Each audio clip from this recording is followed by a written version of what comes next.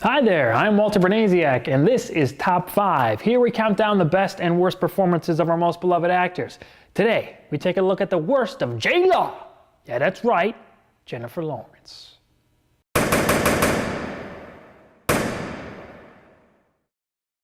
This Top 5 is the result of a Twitter poll I put up asking who should be the first actress covered on Top 5. If you want your voice heard, make sure you follow me on Twitter at awesome_Walter for more polls. The 26-year-old megastar has a great young career going for herself, with one Oscar win and several nominations. However, there have been a couple missteps on her road to success. So without further ado, here are J-Law's Top 5 worst performances. That's the last time I'll say J-Law. The girl's name is Jennifer Lawrence.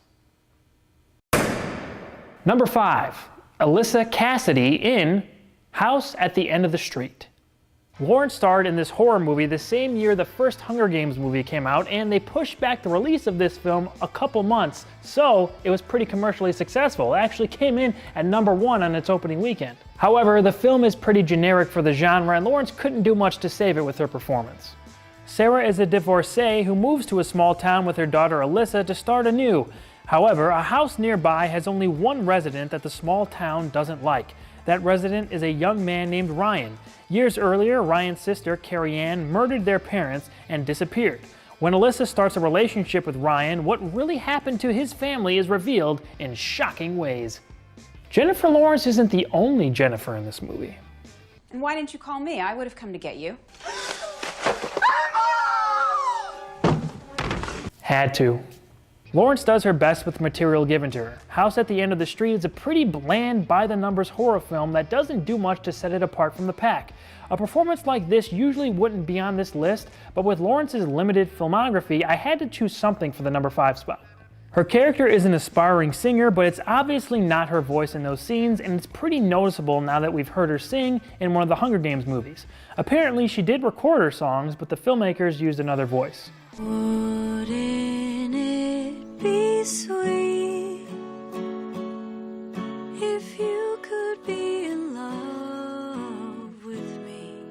This character pushes things along in her interactions with those around her, especially with her mom and Ryan. Those scenes don't come off very well and they stick out a bit. My mom went to a psychiatrist for a long time after she broke up with my dad.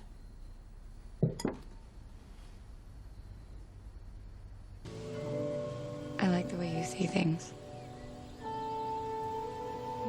I like the way you see me.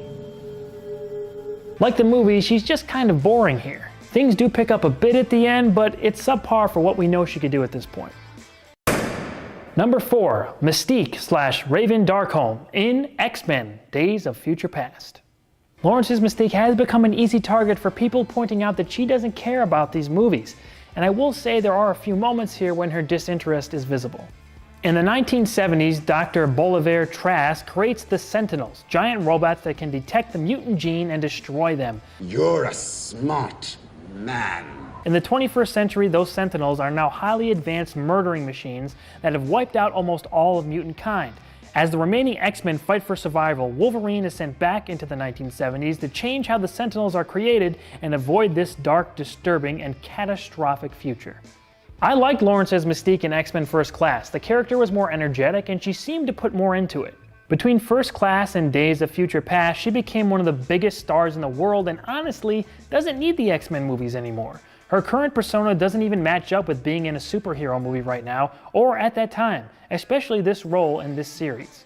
While I really like Days of Future Past, maybe my favorite X-Men movie, making her the center point of this whole plot seemed obviously only done because of who she is now. If there were no Hunger Games and she didn't become as huge as she is, I think her role in these movies would have been reduced. The emotional scenes with her pack no real punch. Just because an actor can cry in command doesn't mean it holds any weight when the performance behind it just isn't there. She was doing bigger things and was the main part of a hotter franchise, so if she was disinterested, especially with putting on all that blue makeup, it showed.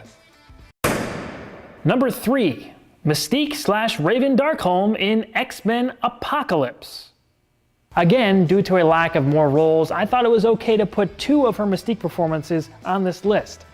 And she's a decent amount worse in this than she was in Days of Future Past. In 1983, the father of all mutants, Apocalypse, is woken from his slumber. He then recruits his 4 mutant horsemen and begins his attempt to tear down this weak new world he's discovered and build a better one. The only ones standing in his way are the newly reformed X-Men led by Professor Charles Xavier.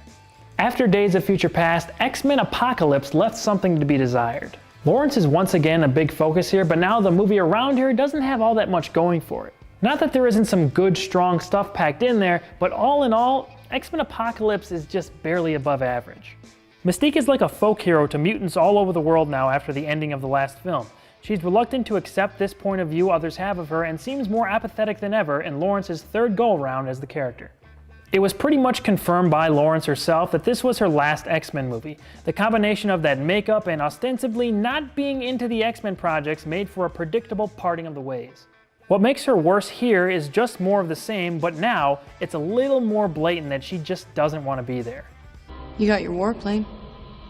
Let's go to war. You're X-Men. I'm sure she's relieved to put this role behind her and move on to other projects that suit her needs as an actor a little bit better. Number 2, Serena Pemberton in Serena. Never heard of this movie? You're not alone. It never had a big theatrical release in the US despite having 2 of the biggest movie stars in the world as its leads. Why is that? Not sure, but I can tell you that this movie isn't very good and Lawrence is just about as bland as ever in it. Based on the 2008 Ron Rash novel, Serena follows the story of George Pemberton, an ambitious timber baron who works in Depression-era North Carolina. When George meets Serena Shaw, they quickly wed and run his business together. Serena soon miscarries, and this creates intense jealousy towards the mother of George's illegitimate young son that results in a dark turn for all involved. Lawrence is just flat throughout this film. Her line delivery is pretty drawl, and this character isn't the best fit for her. Our love began the day we met. Nothing that happened before even exists. I have a child inside me.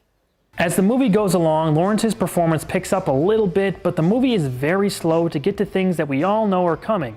By the time her big scenes come around, there isn't much she does that we haven't seen her do better in other movies. I do admit, it was good to see Varys from Game of Thrones in this though.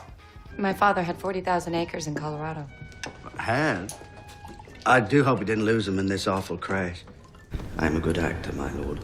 This was a rare dramatic misfire by Lawrence. If you want to see it for yourself, it's on Netflix, so check it out on there.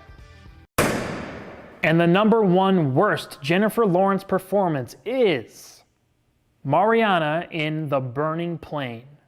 When people talk about Jennifer Lawrence looking bored in her films, I direct you to this 2009 film here. The film tells 2 interconnected stories. Sylvia is a successful restaurant owner who leads a private life of promiscuity and self-hatred. When a man shows up with a young girl who is supposedly Sylvia's daughter, things quickly change for her. Elsewhere, a girl named Mariana and a boy named Santiago begin a relationship when they find out that his father and her mother are having an affair. As the 2 stories progress, unexpected twists are brought to light. Lawrence isn't exactly the main focus in this movie, but she does have a pretty sizable role. Kim Basinger and Charlize Theron take up the top billing at that time. Can I have this one? Only if you give me a scar. What? I want to remember this day. I love it. Her character is very reserved, but to the point where you're not sure if she's even invested in the slightest. Seeing Mariana investigate her mother's infidelity also manages to be dull. I'm not sure if it was the direction or just Lawrence herself not being engaged, but thus far, I think it's pretty clear that Mariana in The Burning Plain is her worst performance. This is just an odd film with very strange character motivations for all involved. It's not very well known, and I think it's something that Lawrence probably wants to keep in the past. She's a great actress, and her career just keeps growing as she continues to take on more complicated characters and challenging roles. I want to hear what you guys think. What is your least favorite Jennifer Lawrence role and/or performance? Who do you want me to cover next on the show? Leave a comment and let me know. If you haven't already, make sure to go back and check out my top 5 best Jennifer Lawrence performances. Follow me on Twitter @awesome_Walter to take part in more polls about who may be covered next on the show. And come back next week for a brand new top 5. I think you'll like the next subject. You probably never had a friend like him.